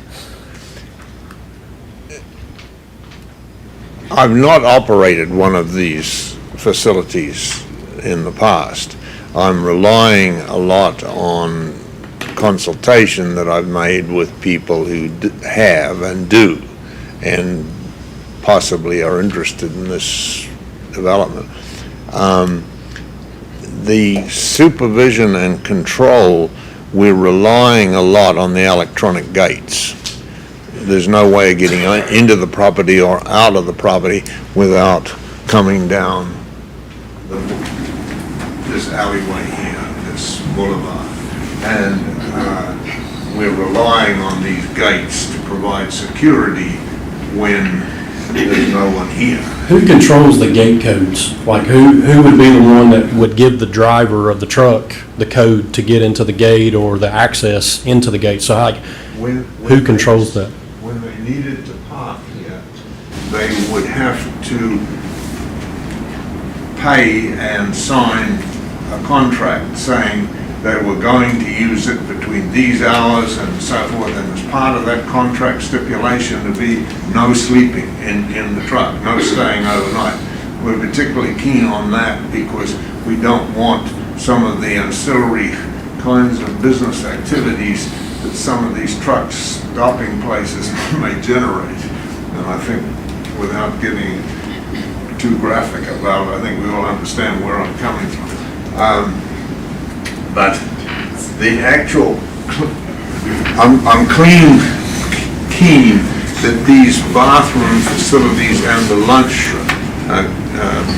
shaded area, so someone can sit and eat their lunch or whatever, I'm keen that those be kept very nice and clean. Otherwise, they're not very attractive, they're not very welcoming, they're not something that you or I would want to be around. So I'm saying that's what was being referred to when we're saying about the management facility, that someone would have to clean those at least once or twice a day, maybe more, and the electronic gates would provide the security to the area at the back.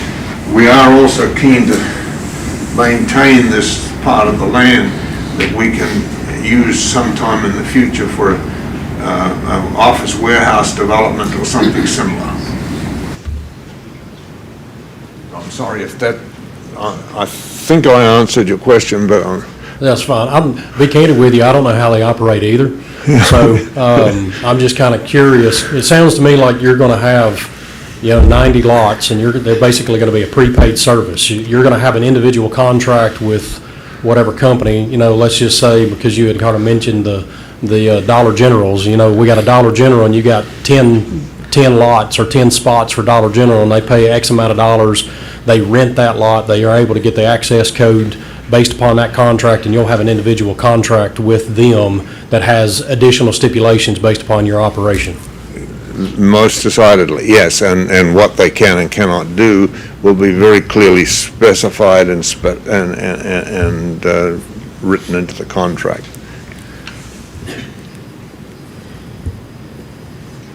Any other questions from the Planning Commission? Board of Commissioners?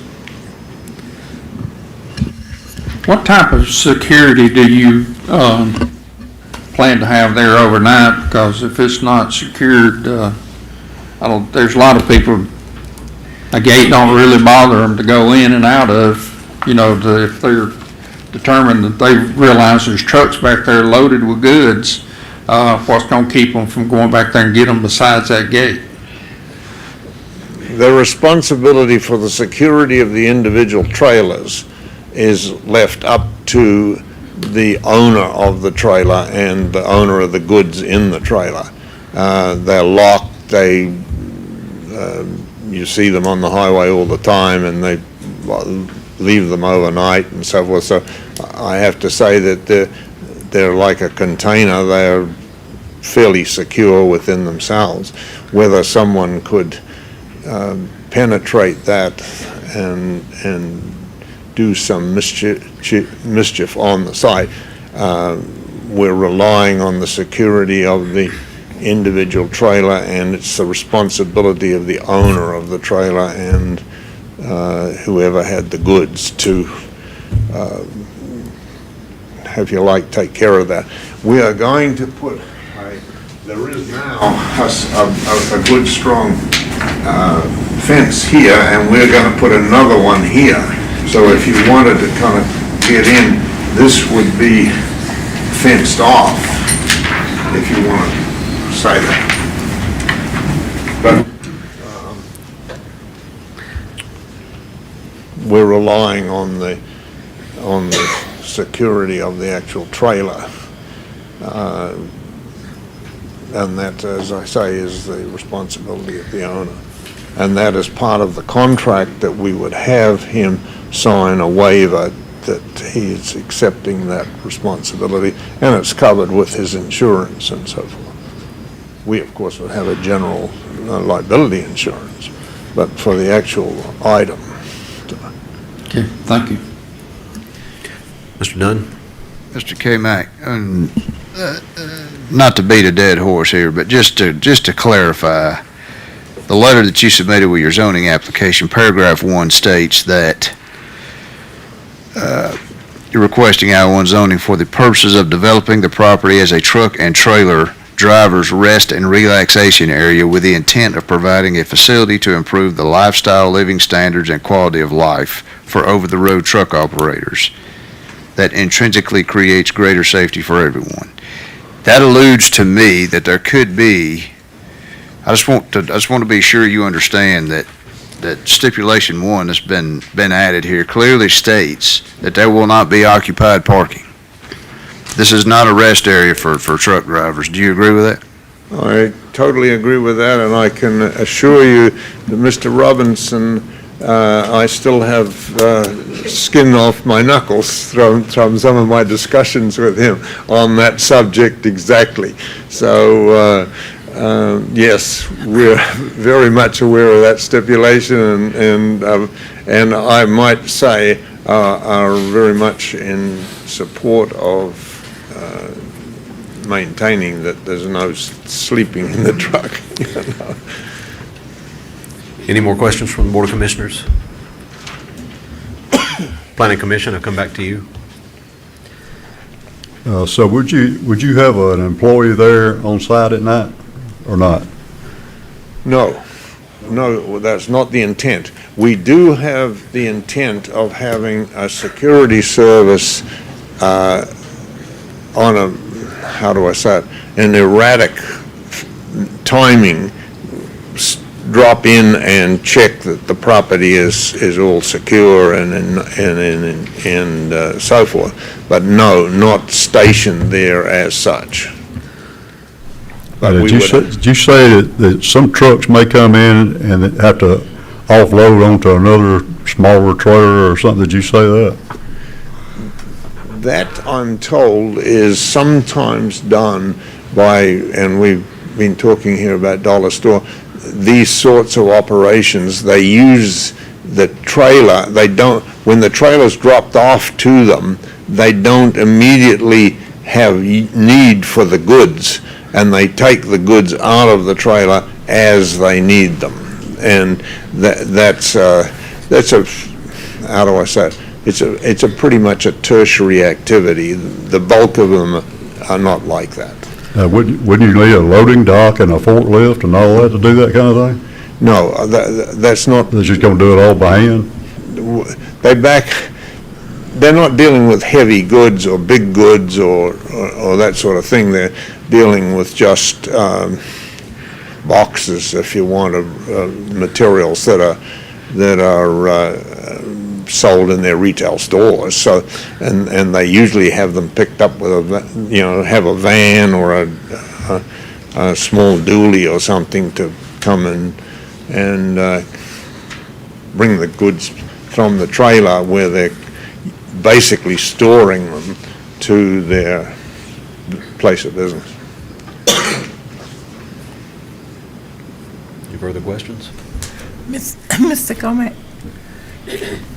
how often is the security going to be present? As I understand it, when you make a contract with these security companies, they send people out to check on a number of properties every night. They have, I don't really know how many, but a few properties. And the guy comes out and checks and has to make an electronic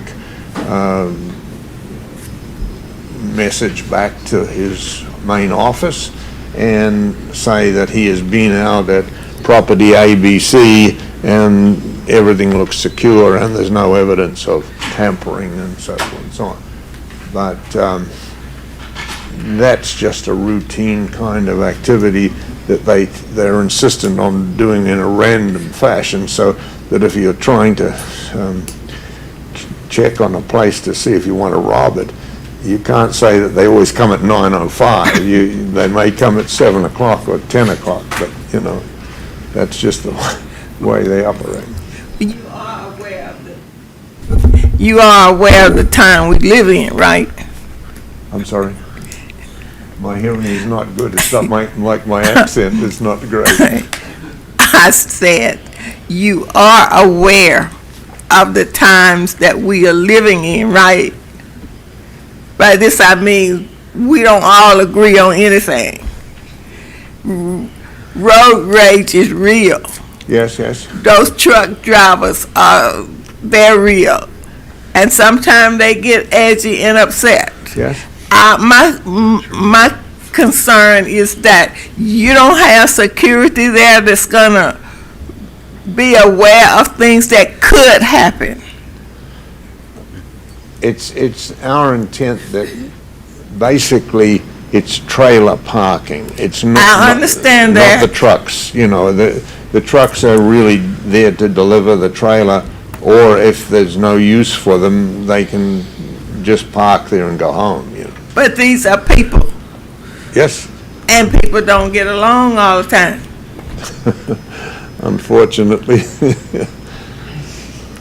So I was just wondering, There's not you don't have sufficient, security. no, there's not sufficient to put a security person there on a 24-hour basis. These are just empty trailers, basically, parked. It's not something that, and sometimes they're parked there for weeks at a time, never gone near. Okay. Yeah, I think a lot of the discussion and concern revolves around, if you take a person like myself who works for a local city, I concern myself with things that might pull police resources, for things, you establish a use of a property and you have unintended consequences that may result from that. Having preventative measures in place, be it a security guard full-time, be it video surveillance, be it controlled gates, fences, and all of that, help deter the possibility of bad things happening on the property.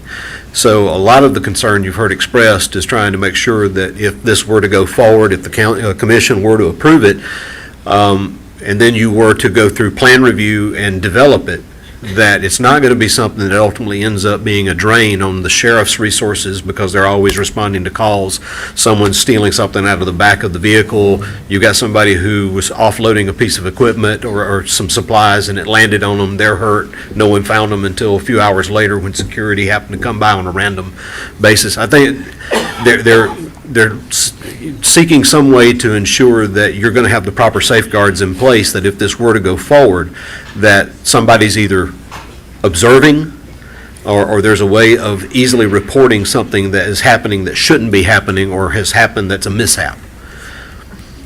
We would have electronic 24-hour cameras located around and recorded, as well as, of course, our electronic gates and the fencing around the property. I might say that if I was a burglar and I have a DFL apprentice in that area, I would rob one of these places many-fold quicker than I would one of these, because these are greatly a more attractive target for a burglar than empty trailers. Well, I think we've talked about the subject for myself enough, and I won't put that on anybody else. If you have more further questions, please ask them. Do you?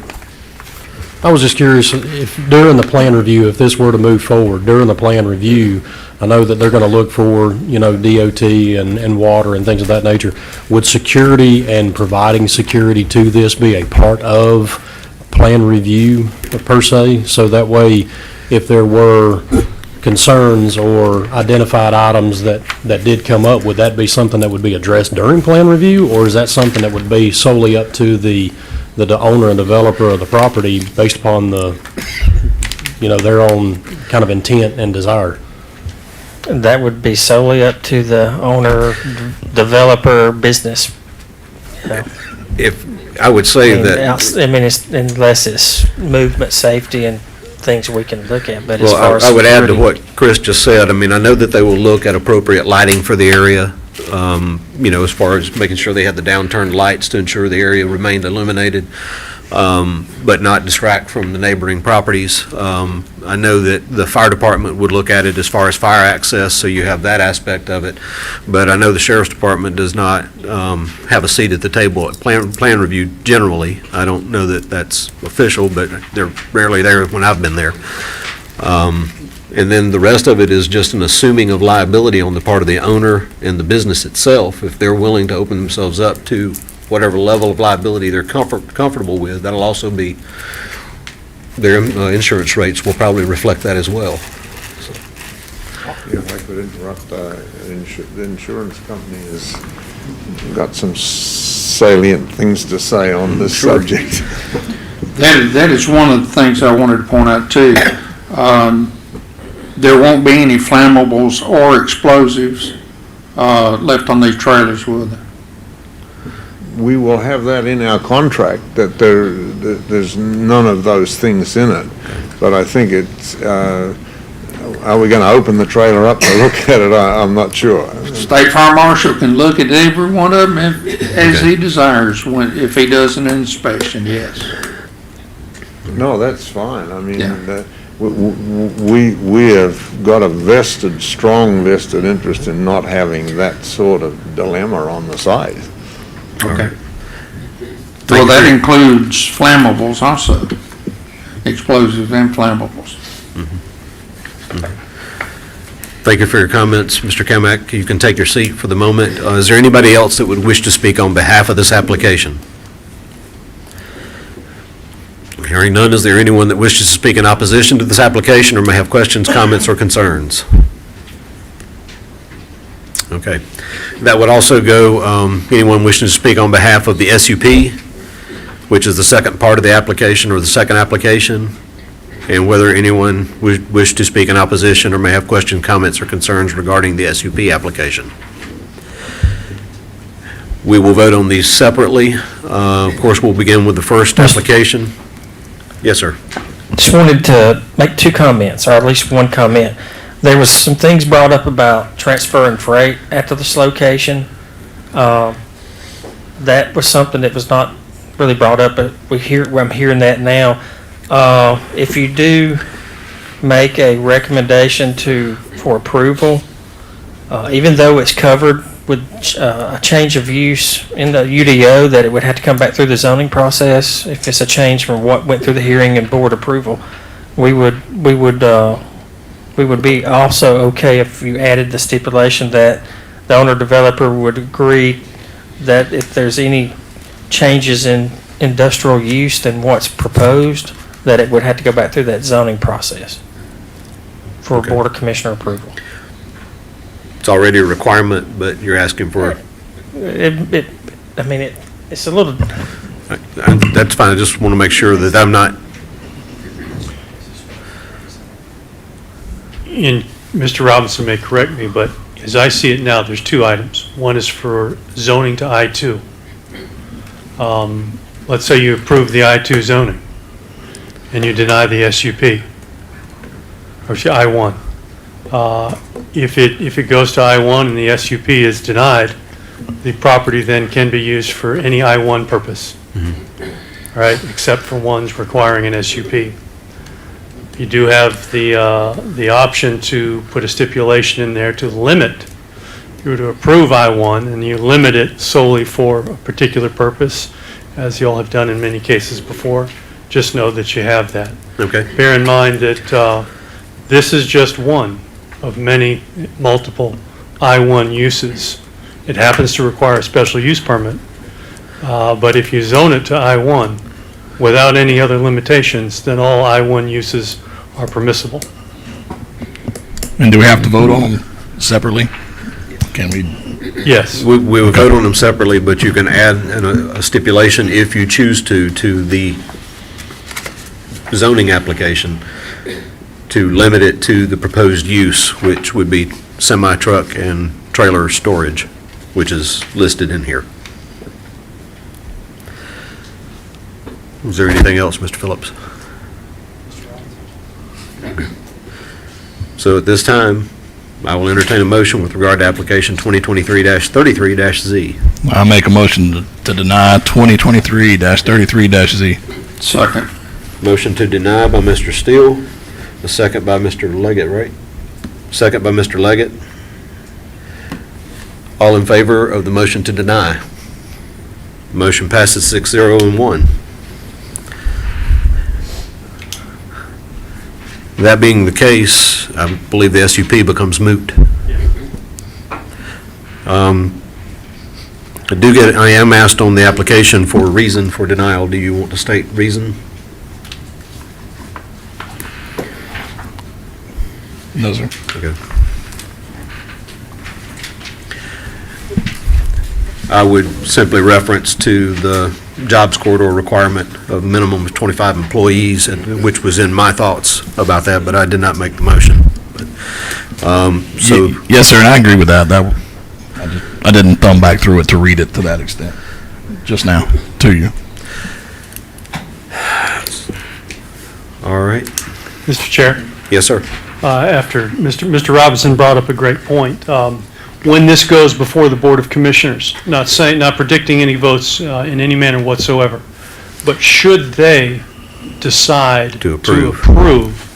the I-1 zoning request, it would probably be best if there were a recommendation coming from this board as to the SUP. It's moot right now, but I think the better practice would recommend a recommendation of some sort from this board. So do we frame that as a hypothetical result of, You can say, Okay. I would just take it independently, yeah.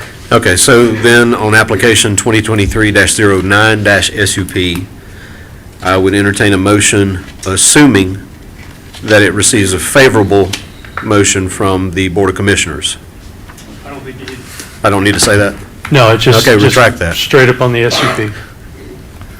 I'll make the same motion to deny SUP I have a 2023-09. motion to deny this by Mr. Steele. Do I have a second? Second by Mr. Aston. All in favor? Motion passes to deny, 6-0-1. Well, thank you very much for your time and attendance. Appreciate your patience. I know this was long, and I won't prolong it. Hope you'll have a very good holiday season going forward. And I will entertain a motion to adjourn. Everybody moved to adjourn. Second, Mr. Wicks. All in favor? Motion passes 6-0-1. Who made the motion?